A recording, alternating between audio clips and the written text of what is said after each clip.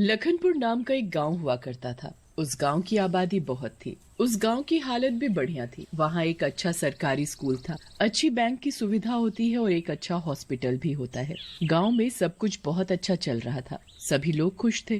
किसान की फसल भी बहुत अच्छी उग रही थी। बारिश भी सही मात्रा में हो रही थी। गांव के लोग भी एक दूसरे के साथ अच्छे से पेश आते थे।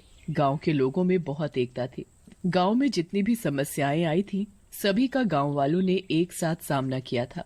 उस गांव में एक लड़की रहा करती थी। उस लड़की का नाम प्रतीक्षा था। प्रतीक्षा पढ़ने में बहुत अच्छी थी। प्रतीक्षा के साथ सिर्फ उसकी माँ ही रहा करती थी। उसकी माँ भी उसकी तरक्की के लिए उसका बहुत साथ देती थी। पूरा गांव प्रतीक्षा के बारे में जानता था। उसकी समझदारी की तारीफ भी खूब करता। कुछ ही दिनों बाद प्रतीक्षा नौकरी के लिए एक अस्पताल में लग जाती है, एक नर्स के तौर पर। प्रतीक्षा अब गांव के अस्पताल में ही कमाने लगी थी। उसकी माँ और सारे गांव वाले प्रतीक्षा के लिए बहुत खुश थे। प्रतीक्षा अपनी नर्स की नौकरी भी बहुत अच्छे से निभा रही थी। एक दिन कुछ गांव वाले चाय की दुकान पर बैठकर कुछ बातें कर रहे थे। और भाइयों, क्या चल रहा है? सब ठीक ठाक है घर पर? हाँ भाई, सब कुछ बढ़िया चल रहा है। मेरी तो खेती भी बढ़िया चल रही है।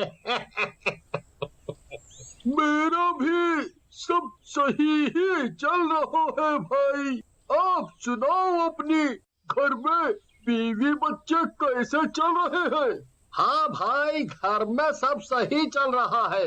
बीवी घर का काम करती है और मेरा बेटा पढ़ाई। अरे आजकल चल क्या रहा है पता ही नहीं चल रहा।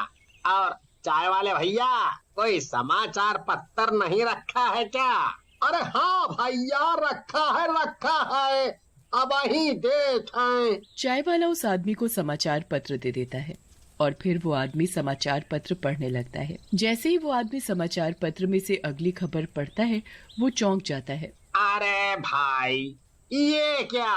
पूरे विश्व में एक महामारी फैल रही है। बताया जा रहा है कि ये बीमारी जब किसी को होती है तो उस इंसान की जान भी जा सकती है। और ये बीमारी बहुत तेजी से बढ़ रही है।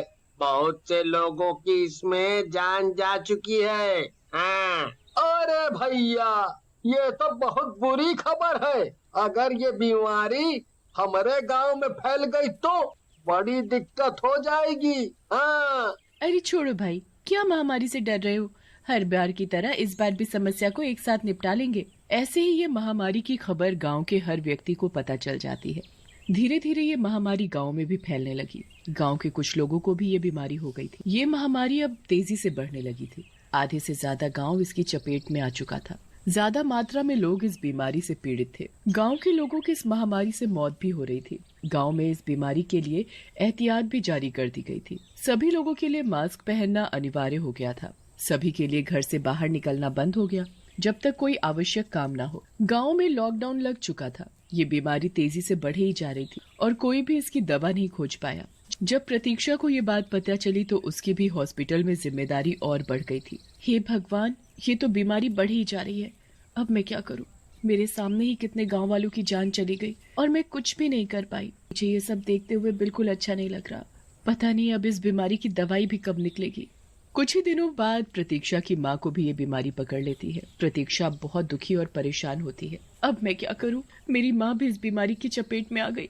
अब मैं यहाँ हॉस्पिटल की जिम्मेदारियां संभालूं कि घर जाकर माँ का ख्याल रखूं। प्रतीक्षा ये सारी बात हॉस्पिटल के डॉक्टर को बता देती है। वो डॉक्टर प्रतीक्षा को कुछ दिनों की छुट्टी दे देते हैं ताकि वो अपनी माँ का ख्याल रख सके। प्रतीक्षा अब अपने घर रहकर अपनी माँ की देखभाल करती है, पर क्योंकि उसकी माँ बूढ़ी होने की वजह से कमजोर थी, इसीलिए वो इस बीमारी को झेल नहीं पाई और उनकी मौत हो गई। नहीं माँ, नहीं, तुम नहीं जा सकती मुझे छोड़ के। ये नहीं हो सकता है। फिर प्रतीक्षा अपनी माँ का अंतिम संस्कार करके हॉस्पिटल में अपनी जिम्मेदारियां पूरी करने वापस चली जाती है। क्योंकि प्रतीक्षा बहुत सारे महामारी से पीड़ित मरीजों के संक्रमण में आती थी, इसीलिए उसे भी ये बीमारी हो जाती है और प्रतीक्षा की भी इस बीमारी की वजह से मौत हो जाती है। प्रतीक्षा मरने के बाद एक चुड़ैल बन जाती है। मैं जीते जीते इस गांव को नहीं बचा पाई, पर इस महामारी से मैं चुड़ैल बनकर जरूर इनको बचाऊंगी। फिर चुड़ैल उसी गांव के जंगल में भटकने लगती है। चुड़ैल एक तांत्रिक बाबा को गांव के जंगल में छिपकर कुछ तंत्र करते हुए देख लेती है। हे बाबा, आप ये तंत्र किस लिए कर रहे हो, और वो भी इस गांव में? मैंने आपको इस गांव में कभी नहीं देखा।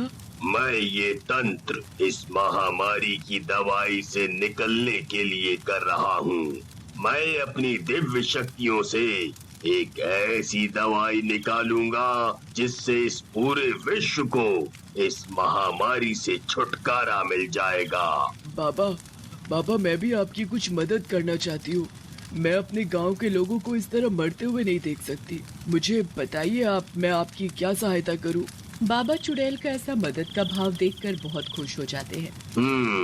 ठीक है, जब ये दवाई तैयार हो जाएगी तब मैं तुम्हें इसकी जिम्मेदारी सौंप दूंगा। मैं तुम्हें एक जादुई इंजेक्शन दूंगा जिससे तुम लोगों को लगाकर ठीक कर सकती हो। चुड़ैल ये सब सुनकर बहुत खुश हो जाती है। जब थोड़े दिनों बाद ही तांत्रिक बाबा वो जादुई इंजेक्शन तैयार कर देते हैं तो वो उस चुड़ैल को दे देते हैं। ये लो, ये जादुई इंजेक्शन अब तुम्हारे हाथ में है। अब तुम इस जादुई इंजेक्शन से लोगों की मदद करो। शुक्रिया बाबा, आपका बहुत बहुत शुक्रिया। अब मैं गांव के लोगों को जरूर बचा सकती हूँ। अब चुड़ैल उस जादुई इंजेक्शन को लेकर गांव में पहुंच जाती है। चुड़ैल हॉस्पिटल में वो जादुई इंजेक्शन लेकर चली जाती है। जैसे ही चुड़ैल हॉस्पिटल में आती है, सारे लोग उसे देखकर बहुत डर जाते हैं। भागो चुड़ैल, चुड़ैल, अरे भागो। चुड़ैल जैसे ही डॉक्टर के पास जाती है तो वो भी उसे देखकर डर जाता है। अरे चुड़ैल, अरे भागो रे यहाँ से, भागो। तभी चुड़ैल उस डॉक्टर को पकड़ लेती है। अगर आप सब लोग मुझे देखकर भागते रहेंगे तो मैं आपकी मदद कैसे करूंगी? आप मुझे कुछ बताने का मौका तो दीजिए। नहीं, मुझे पता है तुम चुड़ैल हो, तुम हम सबको मार दोगी। अरे नहीं, मैं आपको मारने या नुकसान पहुंचाने नहीं आई हूँ। मैं तो आपकी मदद करने आई हूँ, पर आप लोग हो कि मुझसे डरकर भाग रहे हो। एक बार मेरी बात शांति से सुनिए तो सही। तभी सारे लोग चुड़ैल की बात सुनकर एक जगह बैठ जाते हैं और उसकी बात सुनने लगते हैं। मेरे पास एक जादुई इंजेक्शन है जिसकी वजह से लोग इस महामारी से बच सकते हैं। ये इंजेक्शन दिव्य शक्तियों से बना है। आप मुझे एक बार अपनी मदद करने का मौका दीजिए। मुझे पूरा भरोसा है कि इससे गांव वाले जरूर बच सकते हैं। ऐसा कुछ भी नहीं होता। इतने बड़े साइंटिस्ट और डॉक्टर तो इस महामारी की दवाई नहीं ढूंढ पाए, और ये जादुई इंजेक्शन लोगों को बचाएगा। ये सब अंधविश्वास है। मैं मान ही नहीं सकता कि इससे लोगों की जान बच सकती है। तो ठीक है, आप कोई भी महामारी के संक्रमण से पीड़ित मरीज को मेरे सामने ले आइए। मैं उसे ये जादुई इंजेक्शन लगाऊंगी। अगर वो ठीक हो गया तो आप लोगों की मदद करने दोगे, और अगर वो ठीक नहीं हो पाया तो मैं यहाँ से हमेशा के लिए इस जादुई इंजेक्शन को लेकर चली जाऊंगी। डॉक्टर चुड़ैल की बात से सहमत हो जाता है और उसके सामने एक मरीज को ले आता है। चुड़ैल जैसे ही उस मरीज को वो जादुई इंजेक्शन लगाती है तभी उस मरीज की हालत सही होने लगती है, और जब डॉक्टर उस मरीज का टेस्ट करता है तब रिपोर्ट में भी उसके सही होने का रिजल्ट आया हुआ होता है। ये देखकर चुड़ैल बहुत खुश हो जाती है, क्योंकि अब ये मरीज ठीक हो चुका है और अब ये इस महामारी के संक्रमण में दोबारा नहीं आ पाएगा। आप मुझे इस इंजेक्शन से लोगों की मदद करने दीजिए। एक बात बताओ, मरीज इतने सारे हैं और ये एक इंजेक्शन से इतने सारे लोगों की जान कैसे बच सकती है? तभी चुड़ैल उन लोगों को उस तांत्रिक बाबा से मिलवाती है। देखिए, यही है वो जिन्होंने ये जादुई इंजेक्शन मुझे दिया। ये और ऐसी दवा बना सकते हैं, तो आप बेफिक्र रहिए। गांव के सारे लोगों का इलाज होगा और वो भी मुफ्त में। तभी सारे लोग इस काम में जुट जाते हैं, लेकिन एक समस्या और भी थी। चुड़ैल के पास जो भी मरीज जाता तो उल्टे पैर वापस आ जाता, क्योंकि चुड़ैल दिखने में बहुत डरावनी थी।